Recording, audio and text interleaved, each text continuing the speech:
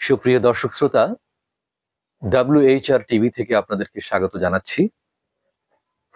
আমরা ইতিপূর্বে আমাদের বাংলা ভাষার চিরস্মরণীয় যে একটি অধ্যায় 52 ভাষা আন্দোলন সে বিষয়ে কথা বলছিলাম। ইতিপূর্বে কয়েকটি পর্বে আমরা আমাদের বক্তব্য তুলে ধরেছি, যেখানে জানা অজানা অনেক তথ্য আমরা পরিবেশন করেছি আপনাদেরকে। এ পর্বে আমরা একটা গুরুত্বপূর্ণ অধ্যায় নিয়ে আপনাদের সামনে উপস্থিত হয়েছি, সেটি হচ্ছে এই ভারতবর্ষে বহু অঞ্চল থাকতেও বাঙালিদের, বিশেষ করে পূর্ব বাংলার বাঙালিদের কেন ভাষা আন্দোলনের প্রয়োজন হলো।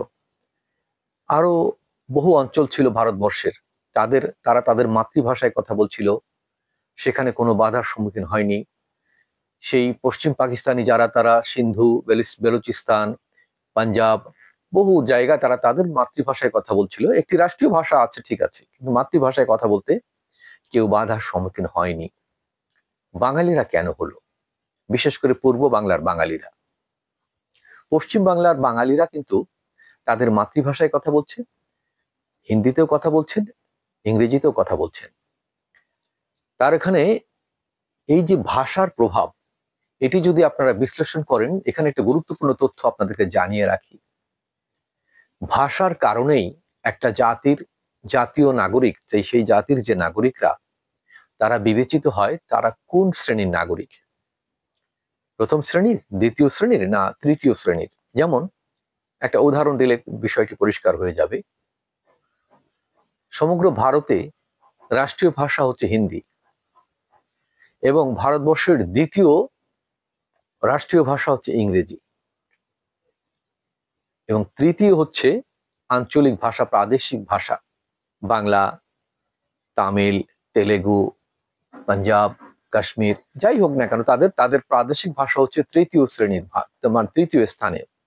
অর্থাৎ সেখানে যারা আঞ্চলিক ভাষায় কথা বলে তাদেরকে তৃতীয় শ্রেণীর নাগরিক হিসাবে মূল্যায়ন করা হয়, আর যারা তাদের জাতীয় ভাষায় কথা বলে, রাষ্ট্রীয় ভাষায় কথা বলে, তাদেরকে প্রথম শ্রেণীর নাগরিক হিসাবে বিবেচনা করা হয়। সেই সূত্রে আমরা আমাদের দেশের বাঙালি যারা, একজন খেটে খাওয়া মজুর, শ্রমিক এবং সর্বস্তরের মানুষই বাংলায় কথা বলেন, এই দিক থেকে আমরা কিন্তু প্রথম শ্রেণীর নাগরিক একটি স্বাধীন সার্বভৌম রাষ্ট্রের। এটা আমাদের 52 ভাষা আন্দোলনের সুফল। এবং ভাষাভূমি বলতে যা কিছু বোঝায় পৃথিবীর ইতিহাসে, আমাদের এই পূর্ব বাংলাটা কিন্তু একটা ভাষাভূমি।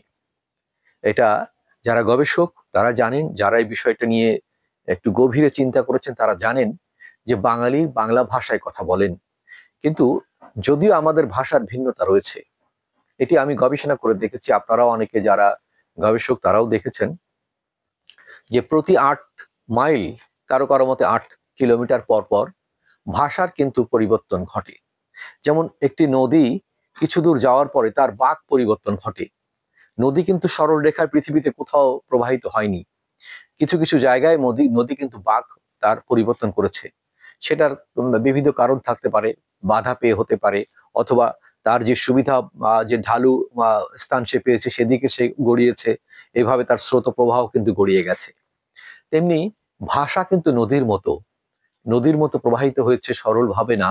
সেই সরল ভাবের থেকে কিছু কিছু জায়গায় তার বাঁক পরিবর্তন করতে হয়েছে, যার ফলে আমাদের এই এতটুকু ভূমির মধ্যে, এই 56,000 বর্গ কিলোমিটার বা 56,000 বর্গ মাইলের আমাদের এই দেশে, আমরা কিন্তু মাত্র 8 কিলোমিটার অথবা 8 মাইল পর পর ভাষার ভিন্নতা লক্ষ্য করি। সেই হিসেবে একটি গবেষণায় আমি দেখেছি, আমার নিজের পর্যবেক্ষণ যেটি, সেটি হচ্ছে আমাদের এই ভূখণ্ডের মধ্যে আমরা বাংলা ভাষায় কথা বলি ঠিকই, কিন্তু প্রায় 5 শতাধিক ভাষা আমাদের মধ্যে আছে।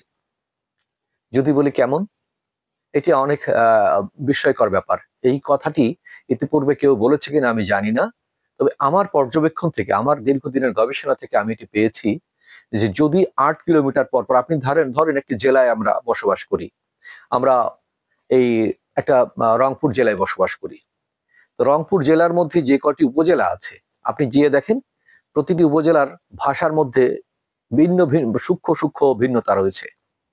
সামান্য হলেও সেখানে ভাষার পরিবর্তন ঘটেছে। প্রতিটি উপজেলার ভাষা কিন্তু সমান নয়, একই রকম নয়। হয়তো ম্যাক্সিমাম মানে অধিকাংশ ভাষাই সেখানে একই রকম সুরে কথা বলে, কিন্তু তার মধ্যেও কিছু ভিন্নতা আছে। প্রতিটি উপজেলার ভাষা যদি ভিন্ন ভিন্ন আমরা ধরে নিই, বাংলাদেশে প্রায় এখন 500-র মতো উপজেলা। 500 উপজেলা হলেই তো আমরা এখানে হিসাব সহজেই পেতে পারি যে প্রায় 500-র মতো ভাষা আমাদের আছে। আর সেই সাথে আছে আমাদের যে আরো কিছু ভাষা, যেমন আমাদের উপভাষা আছে, যেমন আমাদের পাহাড়িদের ভাষা গারো, চাকমা, মারমা, পাংখো, বা অন্য অন্য যে মানে আমাদের উপজাতি বলতে যাদেরকে আমরা বুঝাই বা আদিবাসী যাদেরকে বলি আমরা, যে ভাষাই তাদেরকে অভিহিত করি না কেন, তারা আমাদের দেশের অধিবাসী, তারা আমাদের দেশের নাগরিক। তাদের ভাষাকেও আমরা উপেক্ষা করতে পারি না। তাদের কিন্তু অনেকেরই মাতৃভাষার বর্ণ আছে, তাদের নিজেদের হরফে তারা লেখেন এবং নিজেদের ভাষায় তারা সাহিত্য রচনা করেন, তাদের মানে সঙ্গীত রচনা করেন, তাদের জীবনযাত্রার অনেক কিছুই কিন্তু তাদের নিজস্ব ভাষা দ্বারা পরিচালিত হয়। তাহলে এই ভাষাগুলোকে অস্বীকার করার উপায় নেই। কোনো ভাষাকেই, কোনো আঞ্চলিক ভাষাকে অবজ্ঞ করার কোনো সুযোগ নেই। এটি হচ্ছে আমাদের সমৃদ্ধতা।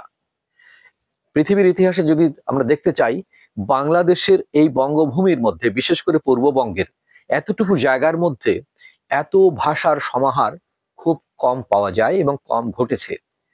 এই যে বৈচিত্র্য, ভাষার বৈচিত্র্য, এটি আমাদের একটা বড় আমাদের ঐতিহ্য, এটা আমাদের সমৃদ্ধতা। আমরা গর্বিত হতে পারি এটা নিয়ে। কারণ আমাদের কিছু বঙ্গ বলতে যে অঞ্চলটিকে বোঝায়, আমি গবেষণায় এটাও দেখেছি যে আমাদের বঙ্গ বলতে, মূল বঙ্গ বলতে, বঙ্গভূমি বলতে যে অঞ্চলটিকে বোঝা হয়, যেমন ফরিদপুর, বৃহত্তর ফরিদপুর, ঢাকার কিছু অংশ এবং দক্ষিণবঙ্গের মধ্যে একেবারে বাগেরহাট, খুলনা, যশোর, কুষ্টিয়া পর্যন্ত, এই অঞ্চলটিকে যদি আমরা বাংলা ভাষার মধ্যে বঙ্গভূমি বলে আমরা চিহ্নিত করি, এদের ভাষার কিন্তু কোনো কোনো জায়গায় আমাদের বইয়ের যে শুদ্ধ ভাষা তার কোথাও শতকরা 80 ভাগ মিলবে, কারো ভাষার সাথে 90 ভাগ মিলবে, কারো ভাষার সাথে 70 ভাগ মিলবে, কিন্তু এর নিচে না, এর নিচে নয়। কিন্তু বাংলাদেশেরই এই বাঙালি আমরা নাগরিক, আমাদের কিছু কিছু অঞ্চল আছে যাদের ভাষার অন্তত মানে এমনও দেখা যায় যে মাত্র 10 ভাগ বা 20 ভাগ বাংলা ভাষার সাথে মেলে, আর বাকিটা মেলে না, 80 ভাগই মেলে না। বা কোনো কোনো অঞ্চলের ভাষা আছে যেটা 70 ভাগ মেলে না। তো এটা আমরা কি তাদেরকে বাঙালি বলবো না? অবশ্যই বলবো। তারাও আমাদের বাঙালি, চিন্তা চেতনায় মননে তারা আমাদের বাঙালি। একটা ছোট্ট উদাহরণ দিলে আপনারা বুঝতে পারবেন যে একটি বাংলা গান যখন বাজে, সেটা হতে পারে বাংলা একটা আঞ্চলিক গান হতে পারে, বা একটি মানে আমাদের একটা জাতীয় সঙ্গীত হতে পারে, দেশাত্মবোধক গান হতে পারে। সেই গানটা কিন্তু বাংলাদেশের প্রতিটি অঞ্চলের মানুষ খুব দরদের সাথে, খুব ভক্তির সাথে, খুব শ্রদ্ধার সাথে, খুব আন্তরিকতা নিয়ে সেই গানটি শ্রবণ করেন এবং সেই গানটির সাথে তার হৃদয়ের আবেগ মিশিয়ে এই দেশটির প্রতি তার যে ভালোবাসা, যে মমতা, মায়ের প্রতি সন্তানের যে ভালোবাসা, সেই মমতাটা সে প্রকাশ করে, জেগে ওঠে তার ভেতরে। এবং কথার কথা আরো একটু এক্সাম্পল দিলে ক্লিয়ার হবে, পরিষ্কার করছি, সেটা হচ্ছে যদি আমরা আব্দুল আলিমের একটি গান বাজাই, হ্যাঁ, যে ধরেন আব্দুল আলিম বিখ্যাত একজন শিল্পী আমাদের বাংলা, তারপরে আমাদের আব্বাস উদ্দিন একজন বিখ্যাত শিল্পী, আমাদের নিনা আহমেদ একজন বিখ্যাত শিল্পী, ফেরদৌসী রহমান একজন বিখ্যাত শিল্পী। তো এদের গান যখন আমরা বাজাই, সেটা আঞ্চলিক ভাষায় রচিত একটা গানই হোক না কেন, সেই গানের যে দরদ, সেই গানের যে ভাব, সেই গানের যে ভাষা, তার সাথে একাত্ম হয়ে যায় বাংলার অন্য অন্য অঞ্চলের মানুষ। তার কারণ ওই ভাষাটি সে বুঝতে পারে, ওই ভাষাটিতে যা কিছু বলা হচ্ছে সে বুঝতে পারে, সেটা ধারণ করে এবং সেই আবেগ দ্বারা সে আবেগ আপ্লুত হয়।